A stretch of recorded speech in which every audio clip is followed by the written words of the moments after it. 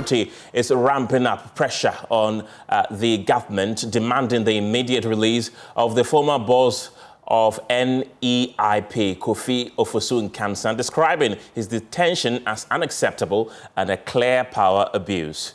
In a strongly worded statement dated February 11th and signed by the Minority Chief Whip Frank Ano-Dompre, the Minority Caucus in Parliament condemned the reported detention of Mr. Nkansah. Let's take you to our touch screen and bring you excerpts of that particular statement that was released a while ago. And there you have it. It says that according to the statement, the minority is arguing that Mr. Ofosu-Nkansah had been fully cooperative with investigators. And they point out that he voluntarily honored the initial invitation and appeared with legal counsel, and he was allowed to go home without any charge. Oh, they also state that when invited again while attending to his seriously ill father, he requested a brief extension, but was instead compelled to report immediately. And according to the minority, they are citing the use of heavily armed officers to search his home without consent and his subsequent removal to what they describe as an unknown location, allegedly without access to his legal counsel. And they characterize these actions as excessive, abusive, and politically motivated, arguing that they are designed to intimidate individuals who speak on matters that differs from government position.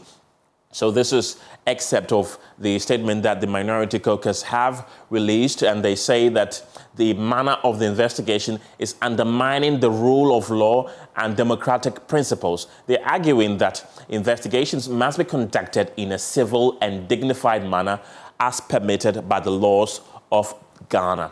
And additionally, they are describing the matter as an unfortunate diversion from what they are calling real priorities of governance, specifically delayed payments to cocoa farmers, unemployment, and the rising cost of living. They are arguing that the government, or they are urging government to redirect its attention and resources toward addressing these economic challenges affecting millions of Ghanaians. So these are excerpts of a statement that have been released by the Minority Caucus in Parliament, signed by the Minority Chief Whip Frank Ano-Dompre in the last 2 hours. And in a later development, Ghana's cocoa value chain is under pressure as the Ghana CocoBod is reported to owe members of the Licensed Cocoa Buyers Association nearly 10 billion Ghana cedis for the current season. We'll bring you that story shortly, but let's go back to the telephone lines and speak to Haruna Mohammed once again. He's the Deputy General Secretary of the Opposition MPP. Haruna, what do you make of the statement that has been released by the Minority Caucus in Parliament and the subsequent detention of the former NIP boss, Kofi Nkansah? I must commend the minority in Parliament for this particular powerful statement, stating the facts and the realities of what has actually happened. I must also say that it's very unfortunate that this government has introduced different ways of investigation and also usurping the powers of the citizens of Ghana. It's very unfortunate. What I want to remind this government is that power would not stay with the NDC forever. They should remember that they will get out of power tomorrow. We must exercise power with a very good intentions and not to use it as a witch hunt. Somebody makes a statement and you want to get a full fact of the matter. The person comes by himself and then this is what you have to do. We live in a democracy. We are not living in the PNDC era. We are living in a fourth republic that is bounded by the 1992 Constitution. And the government of the day ought to understand that citizens must be treated with utmost respect and law. What they are doing to our members, not only Kofi Ofosu, they have done it to many other members of our party. And I think that they need to call themselves back and then tell themselves that what they are doing is not right. Bail conditions have been used as way of punishment. People have been picked and unknown locations has become the order of the day. Even their legal counsels are not given the opportunity. We are not going to accept this particular procedure, and we condemn this particular terms in our, we condemn this particular of the government, and we don't accept it in any form. And Haruna, in the last 24 hours, his lead counsel says he does not know the whereabouts of his client, and the minority statement also affirms that they do not know the whereabouts of Kofi Nkansah as we speak. Does the party know his whereabouts now? No, we don't know. And we are of the view that if anything should happen to Kofi, we will sue the state. Should anything happen to Kofi, we will sue the state. That is what we want them to know. In time past, we've seen the youth wing of the party organize protests, when members of the MPP have been detained. Now that Kofi Nkansah has been detained, is there anything like that in the pipeline to register your displeasure? You see, the NDC is playing as if they are smart. Cocoa issues have come up. Issues of vote buying within their party has come up. Several other hardship issues have come up. They want to use this as a diversionary tactic. We are not going to play to their game. We are watching the political environment. We are watching the security apparatus movement, and we are gauging all the sentiments and emotions around. If there is that need for us to do, we will come out and do so. But we are not going to help them to take away the commentary on very critical issues that is affecting the standard of living of the people. They want us to engage in that particular debate, come out and make a lot of noise, and then it will take away the commentary of the very critical issues that affect the state. So the youth wing and the National Party is watching the environment. The general secretary of the party today come and see what had happened. Even outside the walls of the security gate, you can. It was total desire. They did not treat the general secretary well at all, even when he went to the gates of the national security. This is unacceptable. And we are them when power turns, the table turns. They will understand how it feels when power is being used arbitrarily. Haruna, you've described this detention as a witch hunt, and so has the minority, and a lot of MPP folks have also described this as a witch hunt. He made some allegations concerning the scholarship secretariat, and he was called to come and provide evidence or assist with investigation. How is that a witch hunt? When he was called to go to provide or help in the investigation, you ask him the questions you want him to respond. He responds to you on those questions. You leave him to go. You don't detain him. You don't even send him to a known location, unknown. This is unacceptable. If the lawyers had even know where he is, and we know what it is. When he went there to provide the information, they didn't charge him. He was not even charged. He went there voluntarily. He was not arrested. So what is surprising is that he has gone back there again voluntarily.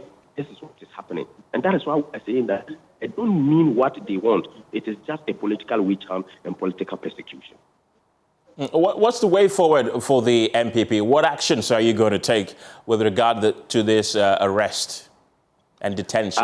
We are speaking to the lawyers, and we will get remedy with regards to this.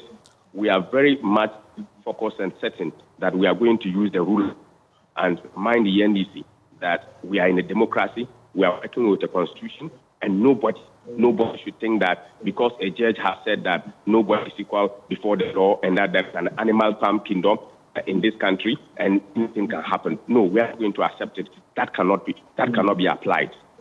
Right, and the minority statement also says that he has an ailing father. Have you heard anything from his father, his other family members, how they are doing?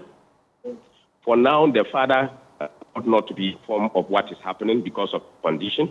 But we're monitoring. We've had conversations with family regarding the father, but the father doesn't know what is currently happening to Mr. Kofi. And certainly, we're gauging the temperament and then his age and ailment, the level of the ailment. So for now, we are following up as a party to be able to monitor on his behalf this particular arbitrary detention of Kofi.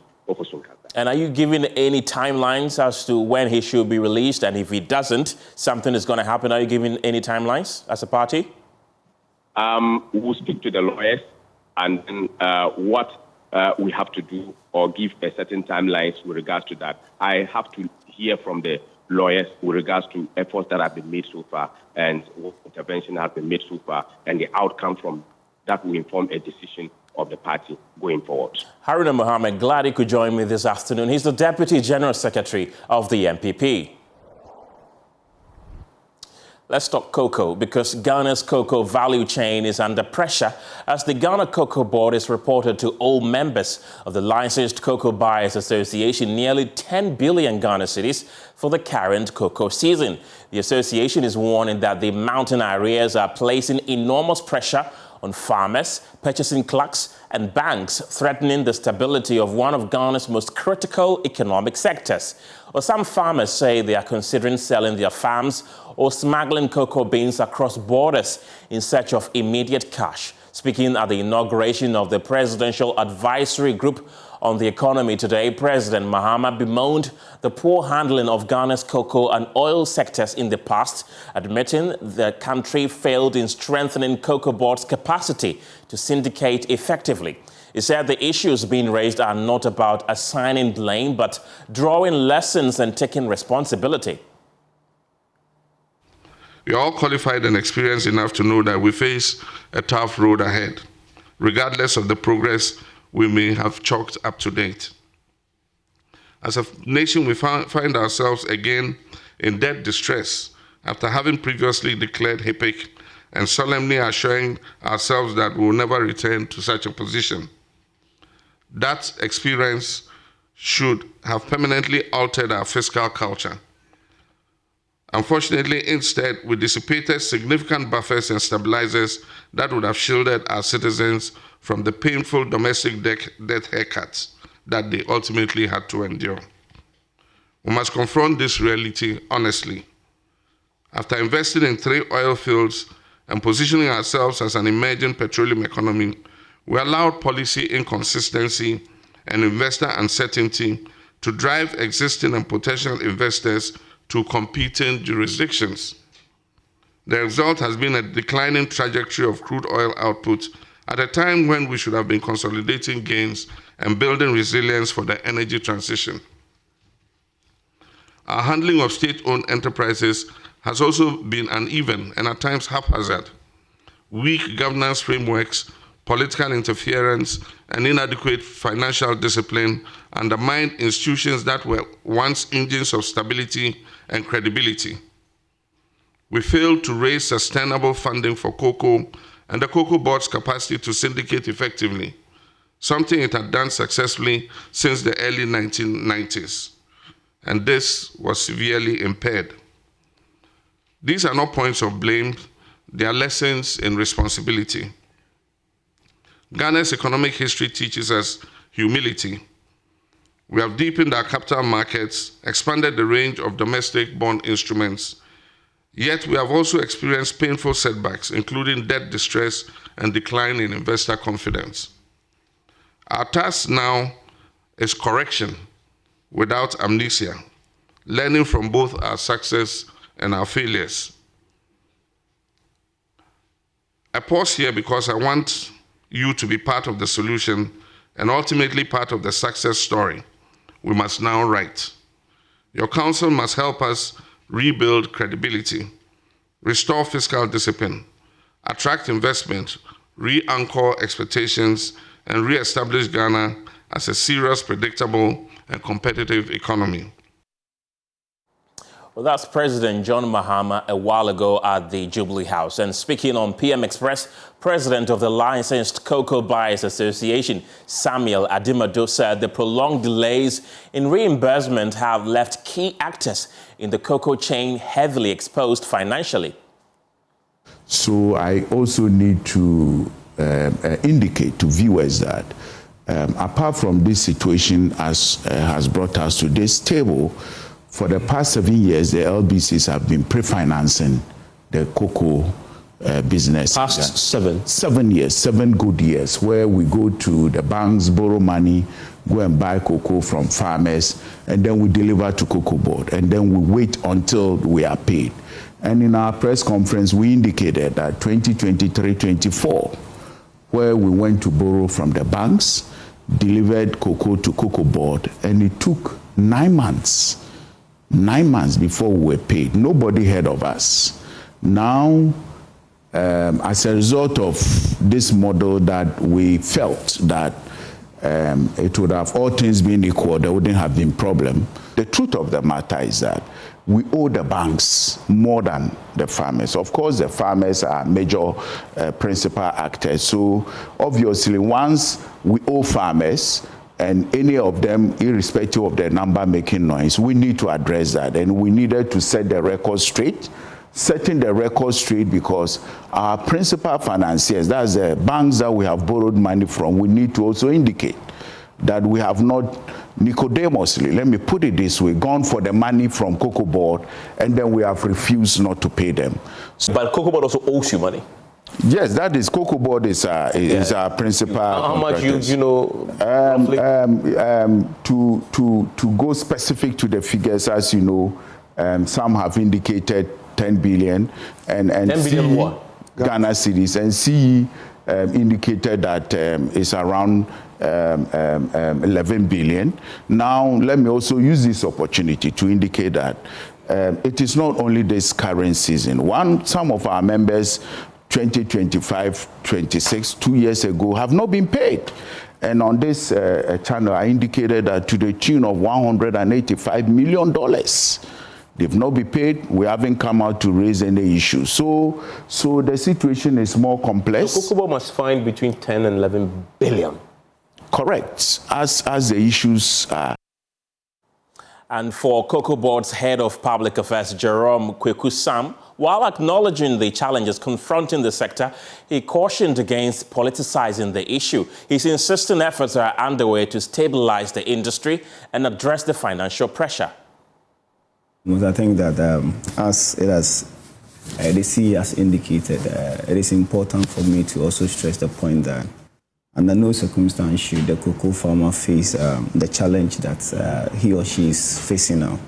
Because I was born into a cocoa growing family and also hail from Sefi, also in the Western North region, so I really understand what it takes for somebody to be a cocoa farmer. So after the person has gone through all this hectic situation to harvest his or her cocoa, I mean, it is unacceptable for the person to experience what he or she is experiencing now. So on the basis of that, the CE has apologized to, I mean, the cocoa farmers, not because he has done something wrong, but I mean, he bears the ultimate responsibility, and as such, he has shown leadership, I mean, to that effect. You see, it is quite painful when we decide to politicize this whole issue. When we do that, we lose our core focus, which is to the cocoa farmer finding a lasting solution to what has happened. Evans, it is legitimate for you to raise a concern or the cocoa farmer to raise a concern. But I find it very dishonest when I hear political actors, in this instance, the minority, paint the picture as though this is a situation just happening. And we've also been hearing from the former head of public affairs at CocoBod, Fifi Boafo, who says the decision to intervene an emergency meeting signals the gravity of the situation. According to him, the high-level intervention underscores the seriousness of the financial strain facing the cocoa sector. At sea, as to what exactly Jerome was doing. You asked him a specific question, and the question was the problem and how CocoBod was dealing with it, and now he was all over the place talking about almost everything under the sun. This is the problem. Ghana CocoBod, before you start every season, every year, you must have a visibility. Know exactly how much you expect to come in, and based on that, determine how much you pay to the cocoa farmer, and beyond that, also know how much you spend on industry cost. Indeed, at the time the PPRC, that's the Producer Price Review Committees, met and determined the price, they told us, Ghanaians, that they are going to pay 5,040 to the cocoa farmer, and then the remaining amount to be spent on industry cost. So the FOB price, the weighted average, was going to be 7,200. The weighted average is you arrive at the weighted average, taking into consideration how much you pay the cocoa farmer, how much industry costs, and also take into consideration rollover contracts you have. Well, let's get talking, and joining me on Zoom now is the president of the Licensed Cocoa Buyers Association of Ghana, Samuel Adimiado, and satisfied with the presidential intervention so far, Samuel? Yes, thank you, my brother, and then thanks to your listeners. I must use this opportunity to, on behalf of our members and of course on behalf of farmers, to express our deepest appreciation to His Excellency for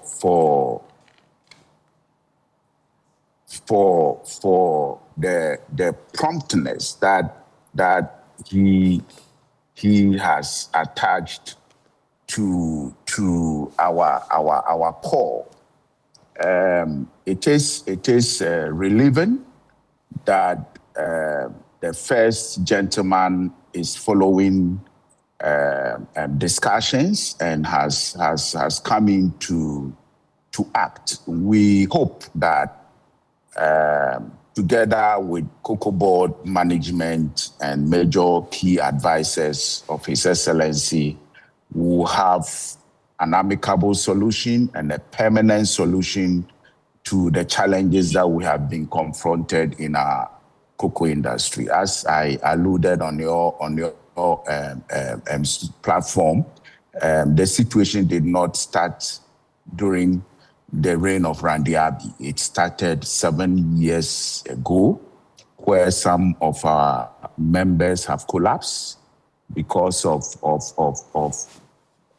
some unacceptable practices, let me put it. So at this juncture, we will continue to give kudos to His Excellency.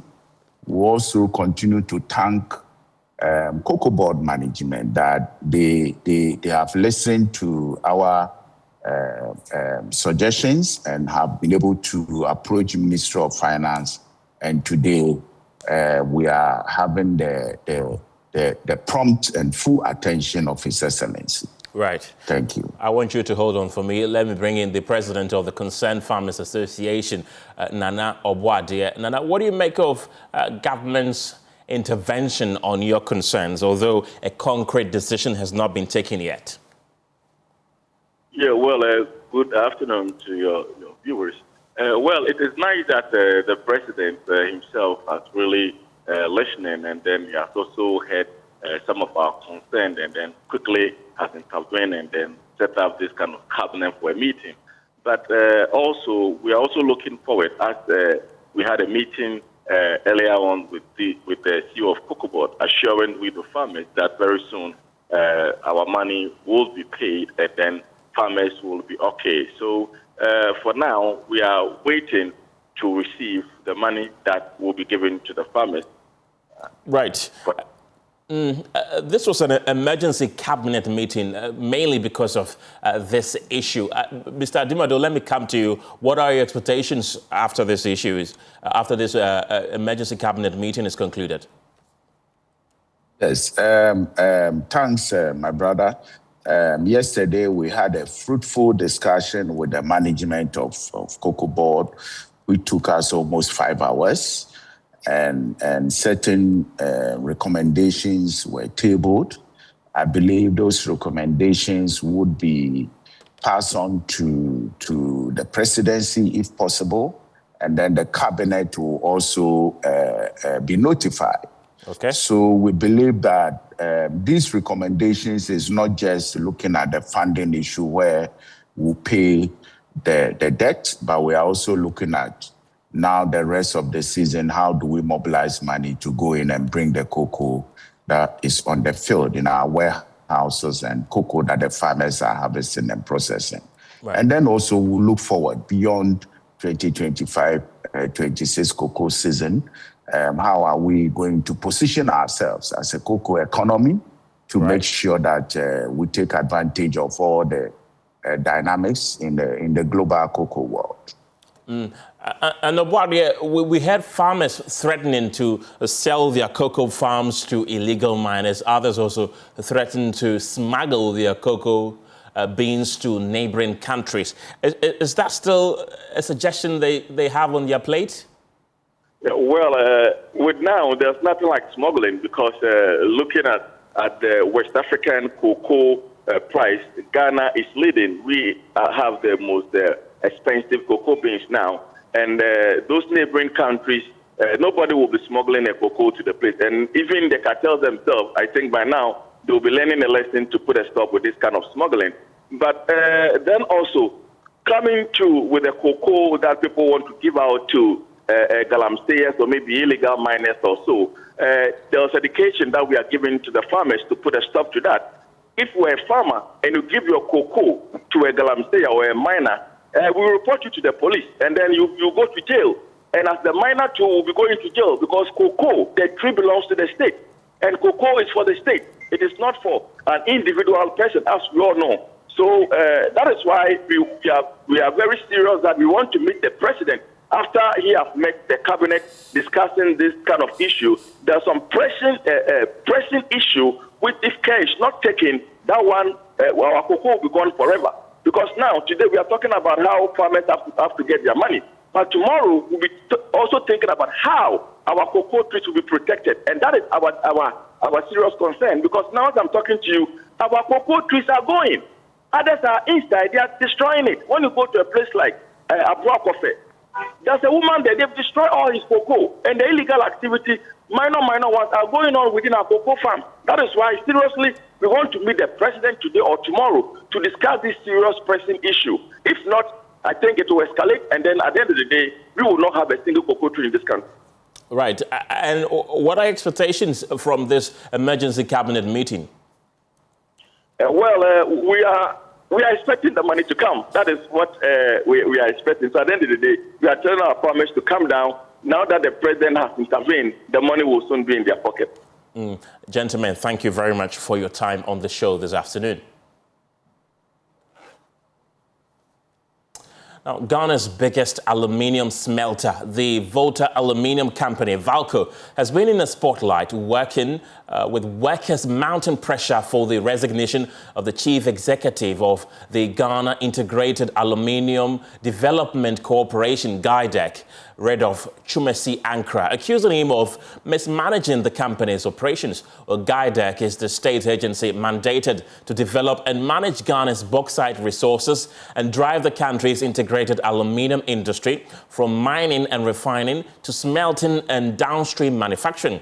While it also oversees key state assets in this sector, including Valco, while attracting investment to boost industrialization, job creation, and economic growth. However, staff of its largest entity, Valco, are calling for the suspension of the government's processed strategic investment plans, insisting a thorough review is needed to determine the company's true potential. So what really is Valco's real capacity? And is a possible sale still on the table? And joining me this afternoon is the Chief Executive Officer of GIDEC, Redolph Chumesi Ankra. Redolph, grateful for your time this afternoon. We understand Valco is currently operating at just 20% of its capacity. How accurate is this? Thank you for the opportunity to put the facts out there for the general public. Please, can you hear me? I can. Yeah, so the facts are that Valco, as anybody who wants to be truthful or speak to the facts, will tell you that Valco, as we have it, produces just around maximum 23% of its installed capacity, which is about 40,000 metric tons of aluminum per annum, instead of doing about 200,000 metric tons per annum. That is the situation we are faced with. And when I took office, I inherited some documentations which comprises extensive works, audits of the state of affairs of Valco. And those are the documents that I've been educating the public on all the time I appear on programs like yours. And in 2022, that is a KPMG audit report. It came out with the findings and then did evaluation and assessment of Valco, put out there the figures. And as at the time, the debt stock of Valco, that was about 3 years ago, was a little over, let's say a little under $400 million. Okay. That was 3 years ago. So fast forward 3 years, the debt stock has piled up, and we are doing 400 or a little over $400 million, whilst our assets has depreciated from the $113 million that KPMG stated to now 97 and $51 million. So clearly, Valco is not at a very good place. It is seeing a sharp decline, and if steps are not taken, we may end up losing it completely. And the records are there for anybody who wants to be fair to the facts, to know that the plant has suffered repeated and recurrent shutdowns, whether partial or entirely. And that is testament to the fact that it is not at a good place. And the expectation will be that the workers will be happy to have the place revived and then modernized with modern technology and operate at the optimal capacity so that they will be well positioned to be able to negotiate better conditions of service, be able to increase their staff strength, and be able to contribute meaningfully to the economy of the country. So that is what is being done. Right. I'm glad you brought in the workers, because they're calling for your resignation, claiming that you lack the capacity to lead GIDEC. I want to believe that whoever made that call may not have paid attention to the GIDEC law, the obligations of GIDEC. If the person had paid attention to the obligations of GIDEC under the law, the person will know very well that I am acting well within the obligations outlined in the law for GIDEC. So the President, His Excellency John Dramani Mahama, was the one who appointed me to office. And I'm sure he believes that so far I have delivered in accordance with my mandate, and I've done everything within the confines of the law. The law allows GIDEC to go out there and operate internationally on the principles of international best commercial practices. My brother, let me ask you, internationally, it's not a commercially best practice for companies to go out there and drive revenue or drive capital for modernization and expansion?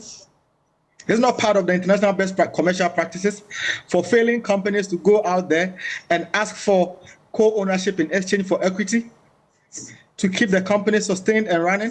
So whoever is making those claims may have to pay attention to what the realities on the ground are, and then start addressing the issues from there. And I always want us to look at the issue from the public perspective. As a government, or as a government, we have the responsibility to advance or to do things, put in place measures that advance the public interest. Now, the question we have to ask ourselves are these. If Valco tomorrow is working at full capacity or even more, that is doing 200,000 or more, is it not going to lead to job creation? The answer obviously is yes. If it leads to job creation, is it not in the national interest for people to be recruited and employed? The answer is yes. If Valco is working at optimal capacity, automatically leads to more revenue.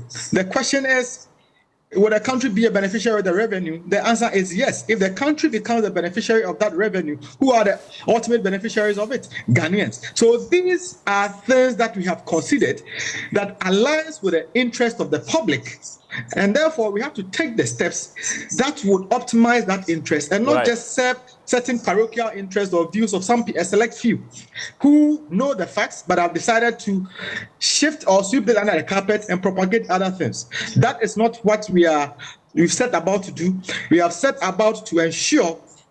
And as you played the video of His Excellency John Dramani Mahama a while ago, talking about how state enterprises have been mismanaged and then lack of financial discipline, these are the things we are guided by to ensure that there's proper management of state organizations. And it is not, my brother, it is not against the law or the dictates of growing a country for governments, the public and private sector to come together to grow industries.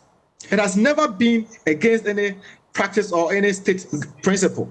States, even in very dictatorial countries or countries run by dictatorships, private sector is part of the development agenda. So I don't know why government is set on the course of bringing on board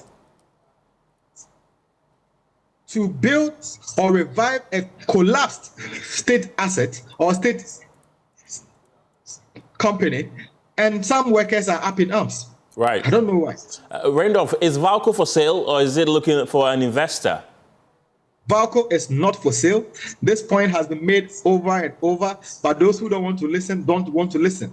What we have stated emphatically is that government is embarking on a co-ownership arrangement where Valco will be partly owned by government, partly owned by private sector. And the reason this part is being embarked on is to be able to drive in private capital without having to go to borrow and add to the existing debt stock of the country.